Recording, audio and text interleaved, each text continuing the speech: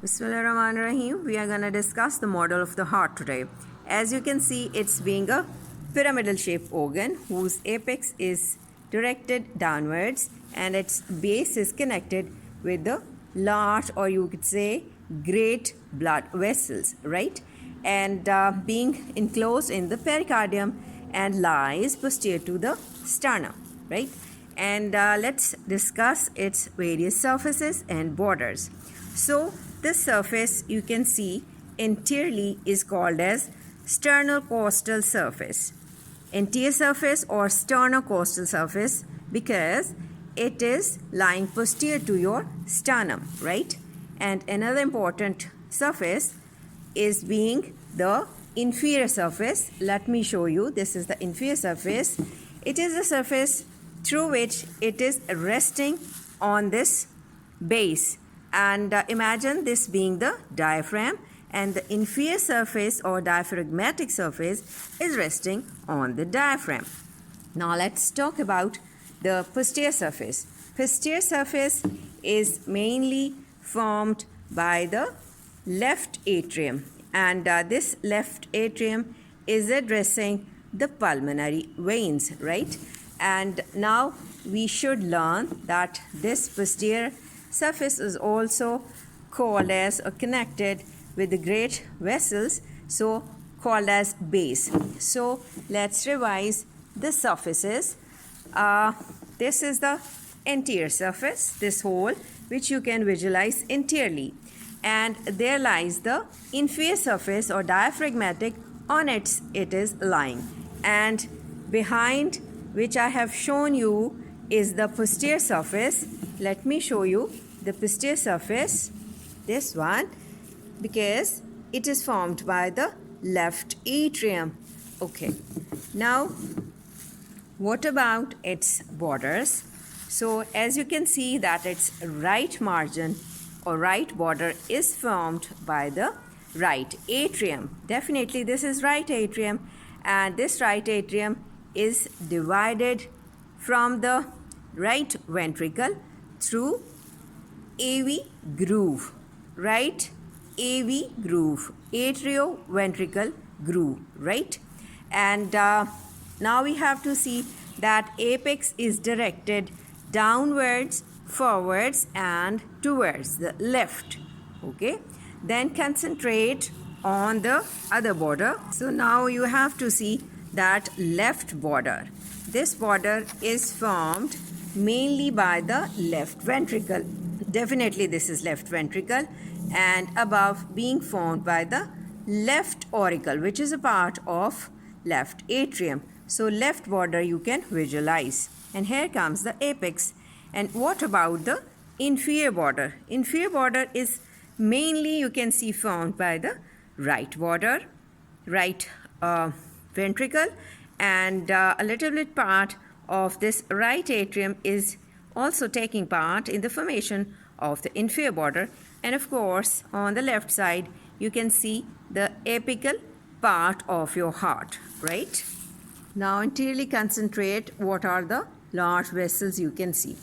Here lies the aorta, the ascending aorta coming from inside. Then it has to form the arch of aorta. Can you see? And this arch of aorta is gonna give the branches. This is the left subclavian. This is the left common carotid.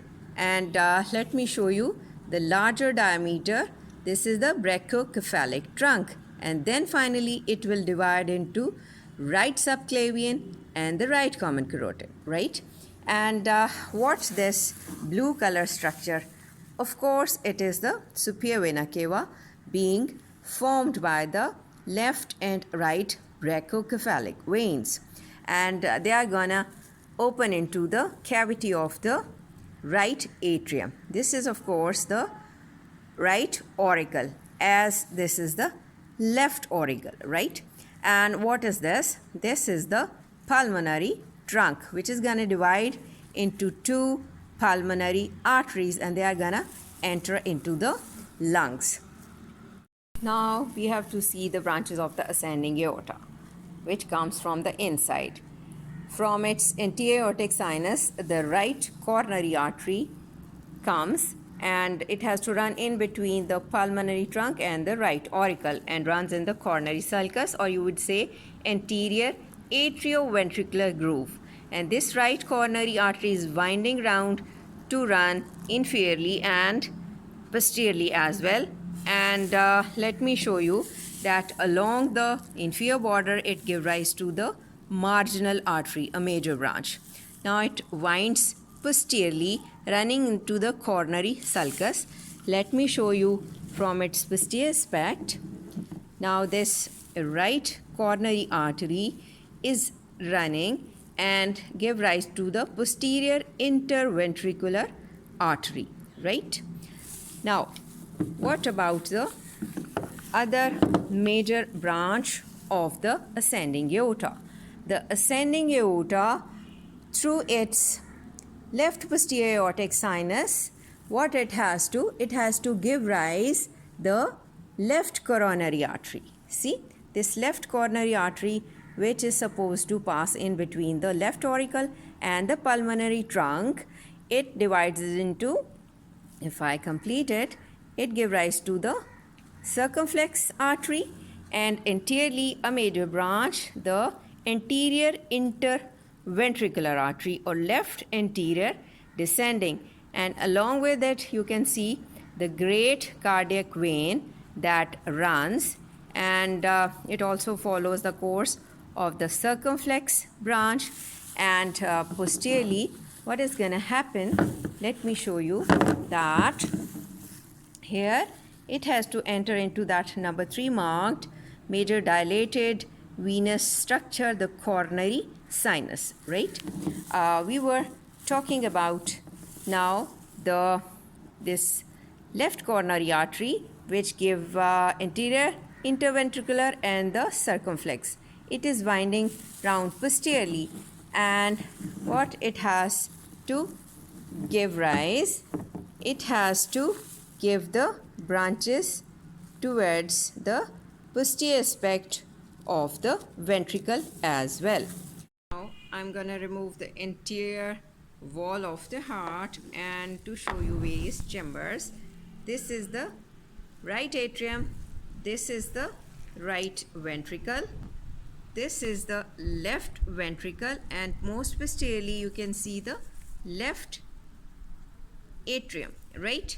Now concentrate on the right atrium. It addresses the opening of the superior vena cava. Can you see this blue color structure is gonna open here, and this is the inferior vena cava. And what is this? This is the coronary sinus, and this is the annulus ovalis on the top of the fossa ovalis, in between the right atrium, and of course if you can see, this is the left atrium, and there lies the septa separating two atria and the two ventricles, right? These are, you name them as interventricular septa, and the septa on which this fossa ovalis is there, you call as that interatrial septum, right? So many openings are there into the right atrium. Please have a look on this right atrium, as I have reflected the anterior wall, and you can see that on the outer side there lies the groove called as sulcus terminalis, and inside there is a ridge called as crista terminalis, and these crista terminalis, from here the musculi pectini are running inside to make it roughened. This is the anterior part made up of bundles of the muscle fibers, right, which I have named, and embryologically derived from the primitive atrium. And the main chamber, which is, you can see the smoother one, is originated from the sinus venosus, and we have discussed various openings already. Then you can see the right ventricle, which is of course a muscular cavity, and here we expect the tricuspid valve, right? And what else you see? From the right ventricle there is a chamber going towards the pulmonary trunk to form it. And here this initial part is infundibulum, and if we see from inside, it is addressing the 3 valve inside, right? Okay, this area which I've told you is for the tricuspid valve having the 3 cusps. Now we have to concentrate on the pulmonary valve, right? Now concentrate here the pulmonary valves, which are semilunar valves. 1, 2, 3, you can see them, and they are at the initial portion of the infundibulum, or you would say on the pulmonary trunk, right? And these 3 semilunar cusps, how they are arranged, they have got, let me tell you, 2 anterior and 1 posterior. Now concentrate on the left side of the heart. This is the left atrium and this is the left ventricle, and in between them there is the mitral valve, right? This is having the cusp, anterior and posterior. Bicuspid valve is there, and then you can observe these thread-like structures called as chordae tendineae, and they are connected to the papillary muscles, right? In this way they are supposed to regulate the circulatory mechanism inside through their contraction. And if you concentrate a little bit, you can see that this is the commencement or starting point of the ascending aorta. So aortic valve lies there, and you can observe them very well. And from here you can see that the ascending aorta has to run upwards, and on its start there is the guarding of the aortic valve. And another important thing, you can see that the wall of the left ventricle is 3 times more thicker than that of the right ventricular cavity, right? And what else? There is a main difference, that the pressure is much higher in this left ventricle as compared to the right ventricle. And now concentrate into the left atrium. You can observe the 4 pulmonary veins. Their openings are being shown here, and on outer side you can well observe that they are coming into the left atrium. So blood is coming from this these pulmonary veins into the left atrium, and from here it has to cross the mitral valve and enter into the left ventricle. Of course, this blood is now well oxygenated, being coming from the lungs, and now from here it has to push towards this aortic valve into the ascending aorta, arch of aorta, and then finally through the descending aorta, well oxygenated blood. And what is going to happen on the right side, that the deoxygenated blood from the superior vena cava, from the inferior vena cava, the coronary sinus, is coming in the right side of your heart or right atrium, and through the tricuspid valve it has to enter into the right ventricle, and of course then again from the pulmonary trunk, and finally it will enter through the pulmonary arteries into the lungs for purification.